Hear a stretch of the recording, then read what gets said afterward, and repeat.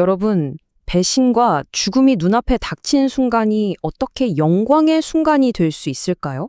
정말 역설적인 이야기죠. 오늘은 요한복음에 나오는 바로 이 구절을 가지고 한번 깊이 파고 들어가 보겠습니다. 네, 이 질문 다시 봐도 참 쉽게 답하기 어렵습니다. 아니, 인류 역사상 가장 비극적인 이야기의 한복판에서 어떻게 영광이라는 단어를 꺼낼 수 있을까요? 자, 지금부터 그 말 뒤에 숨겨진 진짜 의미가 뭔지 함께 알아보겠습니다. 이 이야기를 제대로 이해하려면요, 크게 세 가지 포인트를 짚어봐야 합니다. 첫째는 영광에 대한 완전히 새로운 정의, 둘째는 사랑에 대한 새로운 계명, 그리고 마지막으로 인간의 실패에 대한 교훈입니다. 사실 이 세 가지는 따로 떨어진 게 아니라 서로 아주 촘촘하게 엮여서 힘과 희생에 대한 하나의 거대한 그림을 만들어내고 있습니다. 자, 그럼 가장 먼저 이 영광이라는 개념부터 한번 제대로 짚고 넘어가 보죠. 이게 아주 흥미로운데요. 모든 이야기는 배신자 유다가 그 방을 떠나는 바로 그 순간에 시작됩니다. 바로 이 지점에서 우리가 생각하는 영광의 개념이 완전히 180도 뒤집어집니다. 보통 영광이라고 하면 권력이나 승리 이런 걸 떠올리잖아요. 그런데 여기서 말하는 영광은 그런 것과는 차원이 다른 전혀 새로운 무언가를 가리키고 있어요. 네, 바로 이겁니다. 여기서 말하는 영광이란 십자가의 그 끔찍한 희생을 통해서 오히려 하나님의 계획과 사랑이 가장 완벽하게 드러나는 것, 바로 그 순간을 의미하는 거죠. 그러니까 예수의 고난이 그냥 실패나 좌절이 아니라 오히려 그분의 사명이 완성되는 클라이맥스라는 겁니다. 그 순간에 그분의 진짜 모습과 인류를 향한 신의 사랑이 남김없이 드러난다는 거죠. 자, 이렇게 영광의 의미가 완전히 새롭게 정의되었잖아요. 그럼 이제 이 새로운 영광을 따르는 제자들에게는 어떤 기준이 주어질까요? 바로 사랑에 대한 새로운 청사진이 제시됩니다. 서로 사랑하라. 어떠세요? 사실 되게 익숙한 말처럼 들리죠. 그런데요, 그냥 서로 사랑하라가 아닙니다. 여기에 딱 한 가지 디테일이 추가되면서 이 계명이 이전과는 완전히 다른 가히 혁명적인 의미를 갖게 됩니다. 자, 바로 이겁니다. 이 차에 보이시나요? 기존의 계명이 내 자신같이 사랑하라는 거였다면 이제 새로운 기준은 내가 너희를 사랑한 것 같이 사랑하라는 거예요. 와, 이거 엄청난 차이죠. 사랑의 기준점이 나 자신에서 예수로 바뀌는 겁니다. 그분이 보여주신 그 희생적인 사랑이 이제 새로운 기준이 된 거죠.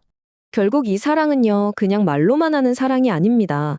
나를 내세우지 않고 다른 사람을 먼저 섬기고 심지어 기꺼이 희생까지 감수하는 사랑. 바로 이런 사랑이 저 사람은 진짜 제자구나 하고 알아볼 수 있는 유일한 표식, 바로 정체성이 된다는 겁니다. 이건 그냥 감정의 문제가 아니라 삶의 방식 그 자체인 거죠. 와, 정말 위대한 사랑의 계명이죠. 그런데 과연 인간이 이런 사랑을 실천할 수 있을까요? 자, 이제 이야기는 가장 인간적인 한계와 가능성을 동시에 보여주는 인물, 바로 수제자 베드로에게로 넘어갑니다.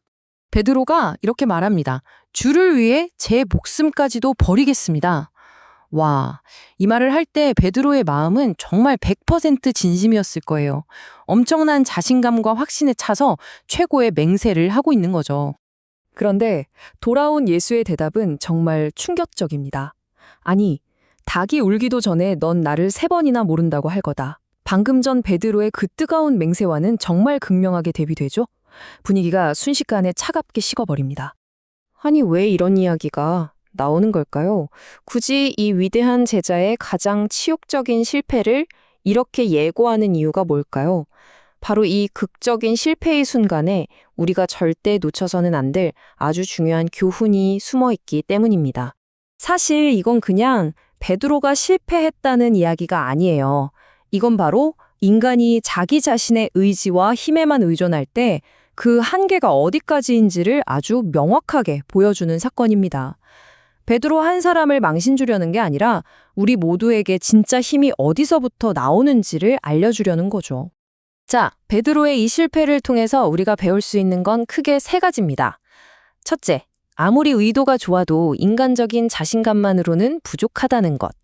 둘째, 진짜 강함은 나는 약하구나 하고 인정하는 겸손에서부터 시작된다는 것. 그리고 마지막으로 바로 그 처절한 실패의 경험이 오히려 베드로를 더 위대한 리더로 만드는 밑거름이 되었다는 겁니다. 결국 핵심은 이거예요. 내 힘만으로는 절대 이 길을 갈 수 없다는 것. 그걸 깨닫게 해주는 거죠. 자, 오늘 이야기를 정리해보면 이렇습니다. 진정한 영광은 가장 큰 희생 속에서 발견되고 가장 깊은 지혜는 가장 뼈아픈 실패를 통해 얻어진다. 만약 이게 사실이라면 우리는 우리 삶을 어떻게 다시 바라봐야 할까요?